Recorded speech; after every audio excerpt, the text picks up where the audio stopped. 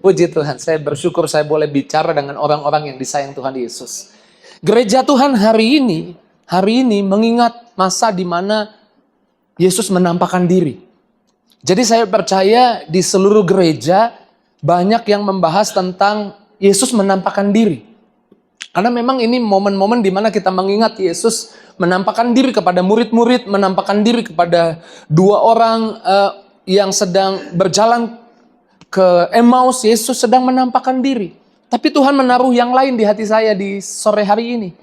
Jangan-jangan kita memang ada di momen di mana Yesus sedang menampakkan diri. Tapi hidup kita tidak ada di momen itu. Saya menyebutnya Yesus menampakkan diri, firman-Nya digenapi. Saya menyebutnya kita lihat jawaban doa. Saya menyebutnya kita lihat bahwa ada Tuhan di hidup kita. Tapi jangan-jangan kita di sore hari ini bukan ada di momen itu, bukan ada di saat itu. Tapi kita ada di saat setelah Jumat Agung, hari Sabtu. Ada apa hari Sabtu? Seperti tidak terjadi apa-apa. Setelah Yesus mati dikubur, hening, gak terjadi apa-apa. Maksud saya jangan-jangan kita ada di situasi di mana kita sudah doa. Kita sudah perjamuan. Kita sudah deklarasi iman. Kita sedang tunggu jawaban doa. Tapi sepertinya gak ada perubahan. Gak ada terobosan. Gak ada sesuatu yang berubah. Sama seperti Yesus sudah mati di kayu salib. Hari Jumat itu Yesus berkata tetelestai. Kemudian Yesus dikubur. Setelah itu hari Sabtunya, kalau kita jadi murid-murid, seperti tidak terjadi apa-apa. Gak ada yang terjadi sama sekali. Tapi saya mau sampaikan, ini judul khotbah saya. There is more happening than you know. Ada lebih banyak yang sedang terjadi daripada apa yang kamu tahu. Tahukah saudara, ketika Yesus ada dalam kubur itu, ada sesuatu yang penting yang sedang terjadi. Ada sesuatu yang dahsyat, yang luar biasa, yang Tuhan sedang kerjakan. Apa yang terjadi? Efesus 4 ayat 8-9 mungkin bisa menjelaskan buat kita. Pak Bari boleh baca buat kita.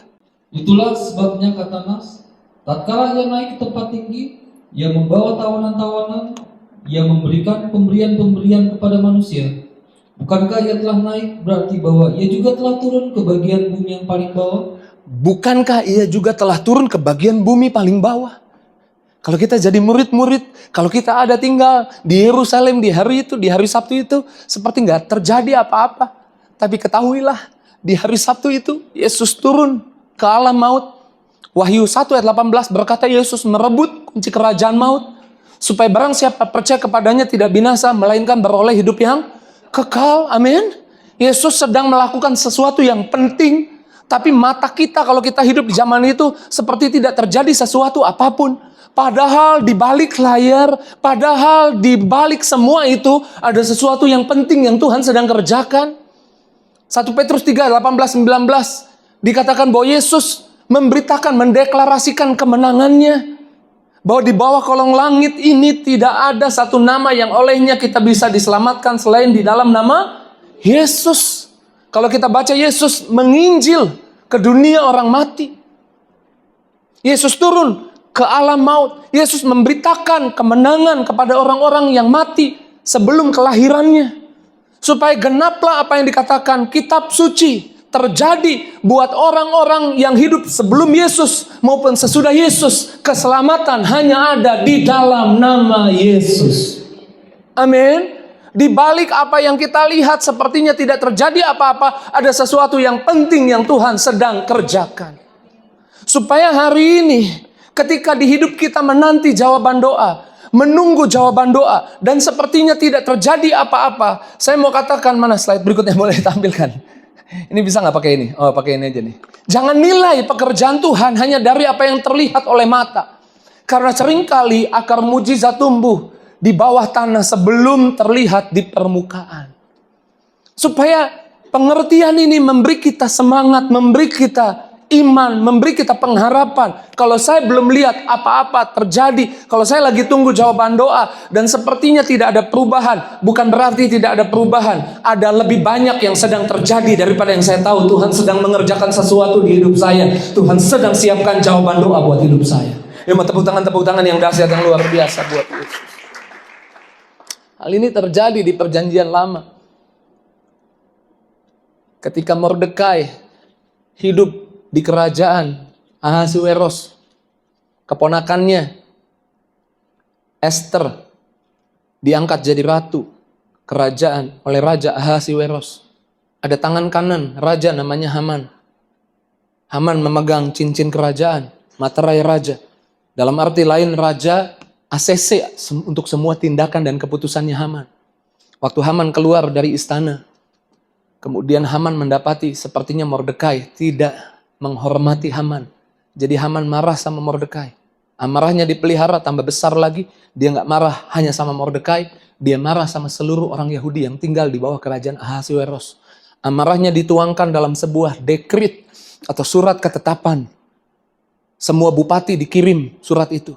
Suruh data di wilayah mereka, cari tempat tinggal orang Yahudi. Karena pada tanggal 13 bulan Adar, kita tangkap semua orang Yahudi di bawah kerajaan Ahasuerus, Raja Persia saat itu. Hari ini Iran disebutnya. Dan kita akan bantai, kita akan bunuh semua orang Yahudi. Dan kabar itu didengar orang Yahudi, didengar oleh Mordekai. Mordekai kemudian datang kepada Esther dan berkata, Esther, menghadap kepada raja. Katakan ada sesuatu yang jahat yang Haman rencanakan. Tapi Esther berkata, saya nggak bisa langsung datang sama raja. Karena menurut kebiasaan dan peraturan yang ada, saya harus tunggu sampai raja panggil, baru saya bisa menghadap. Kalau enggak, saya bisa kena hukuman mati. Jadi Esther bilang, kita doa. Suruh semua orang Yahudi doa. Kita puasa. Mereka doa, mereka puasa. Lalu apa yang terjadi? Nothing happen. Gak terjadi apa-apa. Sampai tanggal 10 bulan Adar gak terjadi apa-apa. Tanggal 11 bulan Adar gak terjadi apa-apa. Tanggal 12 bulan Adar besoknya gak terjadi apa-apa. Mereka tidak melihat ada sesuatu apapun yang terjadi. Berpotensi kalau saya jadi orang Yahudi, kayaknya Tuhan cuek. Kayak Tuhan gak peduli. Kayaknya Tuhan diam aja. Gak ada sesuatu yang meyakinkan saya. Ada terobosan. Gak ada perubahan. Surat itu pasti dilaksanakan titahnya. Titah undang-undang itu pasti dilaksanakan. Sampai tanggal 13. Karena orang Yahudi pergantian hari di sore hari. Di senja. Udah tanggal 13. Gak terjadi apa-apa. Karena tanggal 13 siang nanti mereka, pagi itu mereka akan dieksekusi. Haman makanya siapin tiang gantungan. Tapi tanggal 13 malam dini hari, raja gak bisa tidur. Dan saya percaya Tuhan yang buat raja insomnia. Kemudian bukan hanya raja gak bisa tidur. Raja berkata, ambilkan kitab sejarah, bacakan. Nah saya gak bisa tidur. Diambil kitab sejarah oleh pembawa kitab itu, diambil. Saya percaya waktu ambil ada urapan Tuhan yang menggerakkan tangan itu, ambil satu gulungan kitab itu. Dibuka, dibaca kisahnya tentang bahwa di hari yang lalu akan ada pemberontakan, raja hampir dibunuh, tapi dibatalkan. Ada dua sida-sida raja hendak melakukan pemberontakan, tapi pemberontakannya batal gara-gara ada yang laporin, sehingga dua sida-sida raja itu ditangkap. Dan raja mendengarkan hal itu. Pemberontakannya dicegah. Lalu raja bertanya, siapa yang melaporkannya? Tulisannya di situ, Mordekai. Wow. Detik-detik terakhir nih. Lalu raja bilang, sudahkah dia dapat hadiah? Ajaibnya, di tulisan itu, belum dapat hadiah. Oke, saya keluar konteks sedikit. Kalau saudara hari ini melakukan sesuatu untuk Tuhan, saudara kerja yang benar, gak dihargai sama pimpinanmu, gak dikasih hadiah sama pimpinanmu. Saudara udah lakukan yang benar, gak dihargai, gak dikasih hadiah, appreciated sama orang di sekitarmu, lakukan saja untuk Tuhan. Karena Tuhan tahu kapan tepat hadiah itu akan diberikan bagimu. Amin. Dan pada waktu yang tepat, raja bilang orang ini harus dikasih hadiah. Haman sedang periksa tiang gantungan di luar. Dan kemudian raja panggil Haman ke dalam. Haman berpikir itu tentang dirinya. Raja bilang siapa kepada orang yang raja berkenan, berjasa sama raja, harus lakukan apa, kasih hadiah apa. Haman bilang kabulkan permintaannya. Keliling kerajaan, arak dia. Ini orang yang berkenan di hadapan Tuhan. Di hadapan raja. Kemudian raja bilang lakukan untuk Haman. Doanya dikabulkan. Doanya dijawab. Jadi saya mau bilang, kalau saudara sedang doa, saudara sedang berharap, saudara sedang meminta sesuatu kepada Tuhan, kemudian sepertinya tidak terjadi apa-apa, ada lebih banyak yang sedang terjadi yang Tuhan sedang siapkan di hidupmu. Amin. Itu membuat kita hari ini gak mundur, gak kecewa, gak putus asa. Kita tahu ada sesuatu yang dahsyat yang Tuhan sedang siapkan buat hidup kita. Yang percaya bilang amin. Saat kamu berpikir tidak ada yang berubah, Tuhan sedang mengatur detail-detailnya. Amin. Detail kecil yang nanti jadi pintu berkat yang besar buat hidupmu. Yang percaya katakan amin. Amin. Mungkin kita ada di momen sepertinya hening. Kita lagi tunggu jawaban doa. Kita orang yang tidak melihat penampakan Yesus mungkin. Kita ada di momen hari ini gereja Tuhan merayakan penampakan Yesus. Tapi dalam hidup kita nggak lihat penampakan jawaban doa, penampakan terobosan, penampakan kesembuhan, penampakan Yesus. Saya nggak lihat itu. Saya justru ada di hari di mana setelah Jumat Agung Sabtunya sepertinya nggak terjadi apa-apa. Tapi sebagai hamba Tuhan saya mau ingatkan, saat-saat ketika seperti tidak ada yang terjadi, ingatlah, ada lebih banyak yang sedang terjadi daripada yang kamu tahu. Karena itu jangan takut, tetapi percaya. Ya, tepuk tangan dulu yang dahsyat, yang luar biasa buat Yesus. Amin. Pegang dadamu bilang saya nggak boleh takut. Pegang dadamu bilang saya harus percaya. Ada sesuatu yang besar yang Tuhan sedang kerjakan untuk jawab doa saya. Yuk kita aplaus, tepuk tangan sekali lagi yang dahsyat, yang luar biasa buat Yesus. Bahkan waktu Yesus bangkit, murid-murid sedang sembunyi. Dan Yesus menampakkan diri. Waktu murid-murid mengunci pintu. Lalu murid-murid memberitakan hal itu. Bahwa Tuhan hidup. Tuhan ada, Tuhan hidup. Sayangnya, waktu Yesus menampakkan diri, Thomas gak ada di situ. Jadi Thomas bilang, aku gak percaya. Kalau aku gak cucukkan jariku ke tangannya, ke lubang pakunya, aku gak percaya. 8 hari kemudian, di dalam situasi yang sama, Tuhan reka ulang kejadiannya. Mereka sedang ada di tempat dengan pintu yang terkunci. Tapi sekarang ada Thomas. Tuhan menampakkan diri. Dan Tuhan bilang, Thomas, mari cucukkan jarimu ke lubang paku ini. Jangan gak percaya lagi, tapi percaya. Dan Thomas berkata apa? Ya Tuhan, aku percaya. Lalu Tuhan menyampaikan pesan yang penting yang saya percaya bukan hanya untuk Thomas, tapi untuk kita. Untuk saudara dan saya juga. Amin. Dalam Yohanes 20, ayat yang ke-29. Pak Bari boleh baca buat setiap kita. Yohanes 20 ayat 29. Kata Yesus kepadanya, karena engkau telah melihat aku, maka engkau percaya. Berbahagialah mereka yang tidak melihat, namun percaya. Kita baca sama-sama 2-3 kata Yesus kepadanya, karena engkau telah melihat aku, maka engkau. Bagian ini kita baca yang keras, 2-3. Berbahagialah mereka yang tidak melihat namun percaya. Kata Tuhan, kalau kamu memang belum lihat jawaban doa, belum lihat perubahan di kesehatanmu, belum lihat perubahan di keuanganmu, belum lihat masa depan yang indah terjadi buat anak-anakmu, tapi engkau percaya, Tuhan bilang kamu bahagia. Amin. Kamu bahagia. Walau kamu belum lihat, kamu percaya. Memang seringkali mata kita menipu kita. Sepertinya tidak ada yang terjadi. Perasaan kita bisa menipu kita.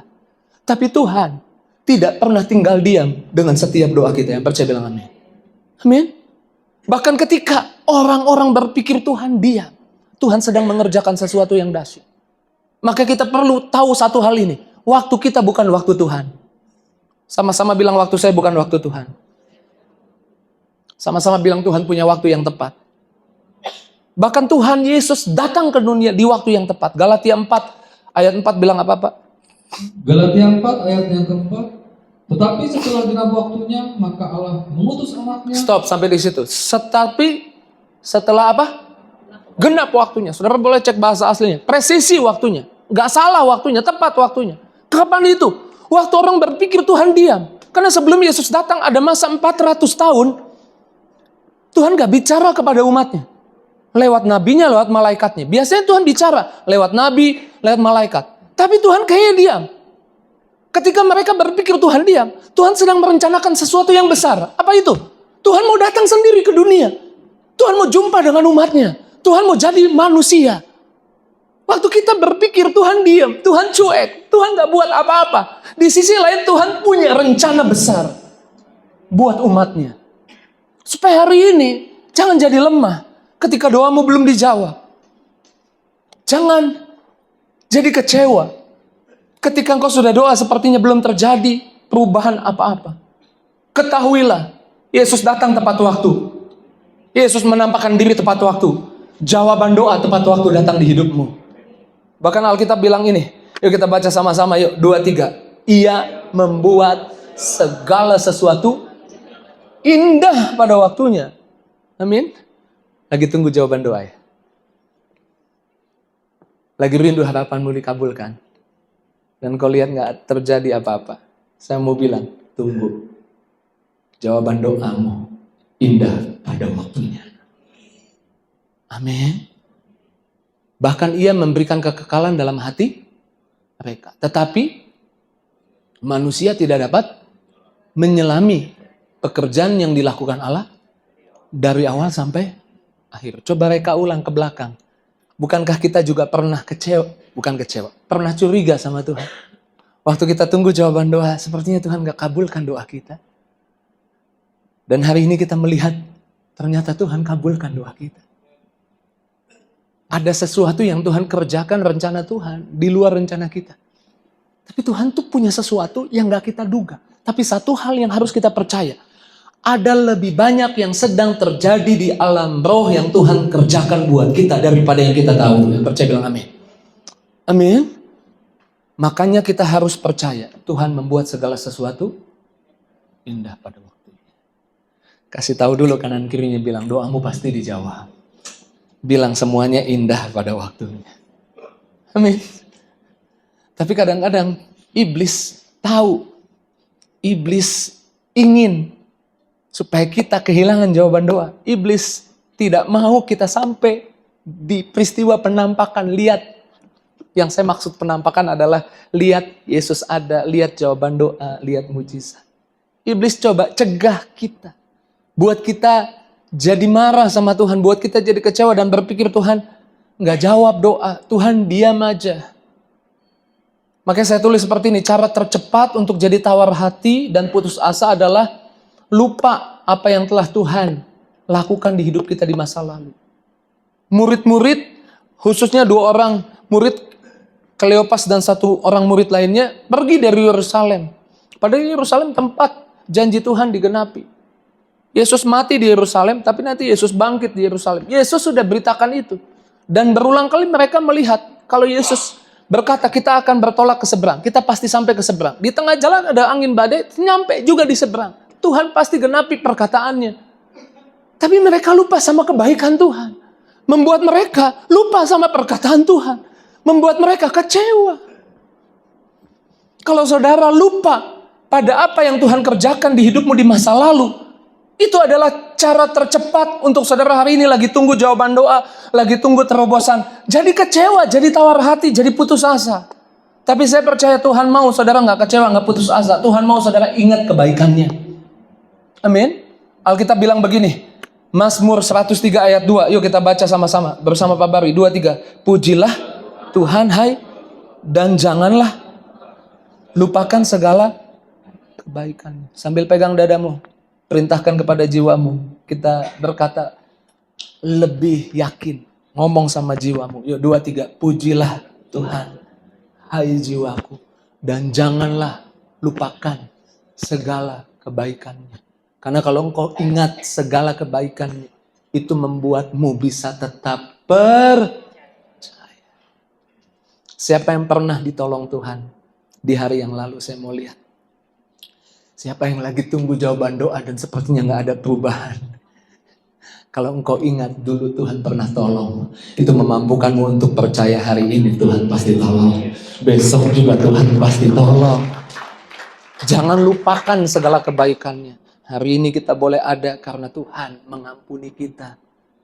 Jangan lupakan kebaikannya. Dia mengampunimu di kayu salib.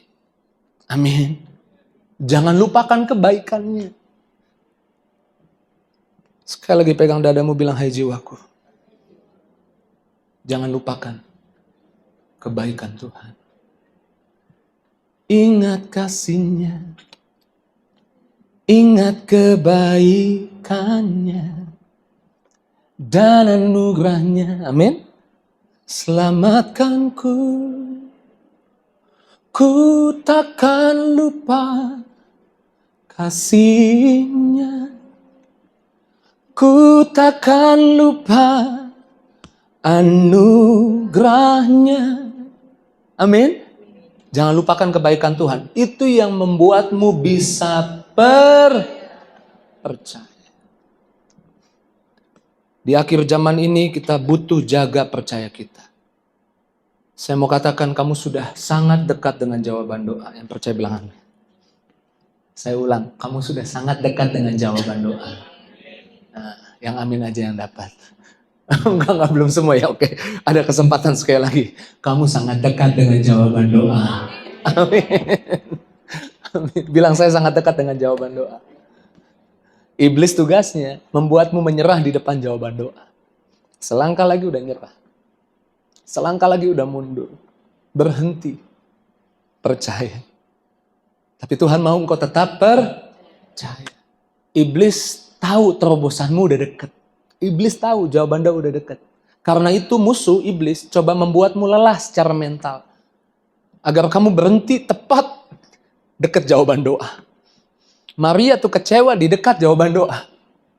Waktu Yesus bangkit, ada Yesus di situ, Maria nggak kenal itu Yesus. Dia pikir itu tukang kebun. Dan Yesus bertanya, yang dia pikir tukang kebun, apa yang kamu sedihkan? Ibu, kenapa engkau sedih? Maria bilang apa? Tuhanku diambil orang. Dia berhenti percaya di dekat jawaban doa. Kadang-kadang kita kayak gitu. Udah dekat jawaban doa, kita berhenti. Gimana supaya kita nggak berhenti? Kita harus ngomong. Sama-sama bilang saya harus ngomong. Sama-sama bilang saya harus yakin. Seperti Daud juga yakin. Yakin apa? Boleh Pak, baca Pak. Mazmur 27 ayat 13. Mazmur 27 ayat 13. Sesungguhnya aku percaya akan melihat kebaikan Tuhan di negeri orang-orang yang hidup. Kita baca sama-sama sambil pegang dada kita dengan yakin. 2, 3. Sesungguhnya aku percaya akan melihat kebaikan Tuhan di negeri orang-orang hidup. Apa yang buat kita kalau ada di hari Sabtu itu tetap percaya? Ketika kita yakin bahwa dalam perjalanan hidup kita ada kebaikan Tuhan yang sedang menuju di perjalanan hidup kita. Yang percaya bilang amin. Daud bilang seperti ini, kebajikan, kemurahan belaka senantiasa mengejar, mengikuti aku seumur hidupku. Kata mengejar bahasa aslinya seperti rudal yang cari panas mengejar pesawat itu. Naik ke atas dia ikut, tapi nggak kejar doang, harus dapat. Kata mengejar di sana, mengejar sampai roboh. Saya mau ingatkan, kau harus percaya bahwa kebaikan Tuhan akan mengejar hidupmu sampai mendapatkanmu. Amin. Itu yang buat kita nggak nyerah. Tapi Pak, sampai berapa lama? Berapa lama saya harus percaya? Saya udah tunggu lama. Saya udah doa. Saya udah perjamuan. Bawa perjamuan pulang. Saya udah bawa 1 plastik Pak Pendeta. 1 karung malah. Ya kan? Ya nggak apa-apa bawa 1 plastik. Tapi jangan jadi pajangan di kulkas. Buat Instastory. Perjamuan, ya kan? Tapi nggak pernah perjamuan. Udah Pak Pendeta. Sehari 7 kali. Udah perjamuan. Berapa lama lagi? Gak apa-apa, it's okay dengan apa yang kau rasa. Tapi kau harus tahu, datang waktunya doamu pasti dijawab. Daud orang yang berkenan di hati Tuhan. Dia ada di batas kesabarannya. Dan dia bertanya kepada Tuhan. Di dalam Mazmur 13 ayat 2. Pak Bari boleh baca. Mazmur 13 ayat 2. Berapa lama lagi Tuhan kau lupakan aku terus menerus? Berapa lama lagi Tuhan kau lupakan aku? Daud bilang, kayak Tuhan gak ingat ya. Saya udah doa Tuhan lupa ya. Saya lagi nunggu jawaban doa Tuhan lupa ya. Lalu Daud bilang apalagi berapa lama lagi kau sembunyikan? Kok Tuhan kayaknya cuek ya. Tuhan kayaknya gak peduli. Ayat 3 Daud bilang apa di sana? Berapa lama lagi aku harus menaruh? Berapa lama lagi aku harus jalan deg-degan terus nih Tuhan? Khawatir terus nih Tuhan. Berapa lama lagi? Daud juga pernah ngalamin itu. Orang yang berkenan di hati Tuhan. Jadi saya tidak menghakimi saudara yang bertanya, berapa lama lagi Pak Pendeta? Berapa lama lagi?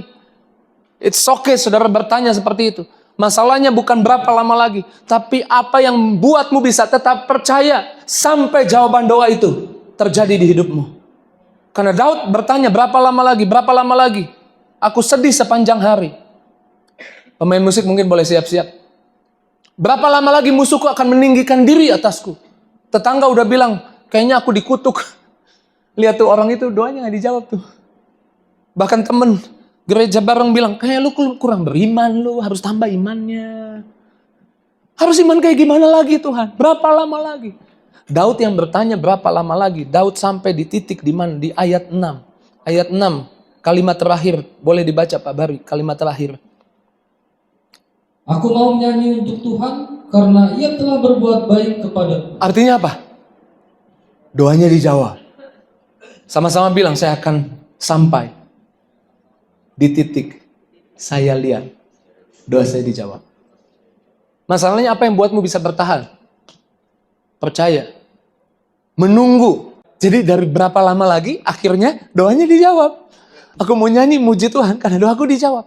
Tapi jangan lupa di pertengahan itu ada sesuatu yang Daud jaga. Daud lakukan. Apa itu? Kalimat pertama, yuk kita baca sama-sama. 2, 3. Tetapi aku kepada kasih setiamu, aku percaya. Amin. Aku menaruh percaya bukan pada kesetiaanku menunggu jawaban doa. Aku menaruh percaya kepada kesetiaanmu yang pasti jawab doaku. Amin. Kalau kita menaruh harapan atau menaruh kekuatannya pada diri kita, kita akan kelelahan. Kita pasti capek. Tuhan aku udah setia. Bahkan kita coba memamerkan kesetiaan kita sama Tuhan. Tuhan aku udah setia. Tapi kalau kita seperti Daud, tetapi aku memilih percaya Tuhan setia. Percaya Tuhan pasti jawab doa. Kita gak akan kelelahan. Selama apapun kita harus menunggu. Kita gak akan hitung-hitung kesetiaan kita menunggu. Karena yang tumbuh adalah iman. Yang tumbuh adalah harapan. Aku percaya. Tuhan setia. Tuhan setia dengan janjinya.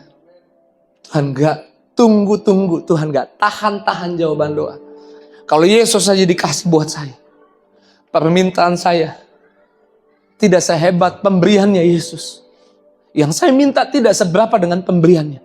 Aku percaya doaku pasti dijawab. Aku percaya aku akan lihat terobosan. Aku percaya aku akan lihat mujizat. Aku percaya anak-anakku akan dapat kerja. Aku percaya bisnisku pasti ditolong. Aku percaya rumah tanggaku pasti pulih. Kita akan mengucapkan iman kita, percaya kita. Amin. Jadi kalau kita ada di hari Sabtu, saya menyebutnya hari Sabtu. Setelah Yesus mati, sepertinya gak terjadi sesuatu. Sesungguhnya sedang terjadi sesuatu. Saat kamu tidak melihat apa-apa, bukan berarti Tuhan tidak melakukan apa-apa. Ada lebih banyak yang sedang terjadi daripada yang kamu tahu. Karena itu, saya tutup dengan ini. Karena itu, jangan takut. Tapi apa? Yang keras tapi apa? Pegang dadamu bilang, tetapi aku kepada kasih setiamu Tuhan. Sekali lagi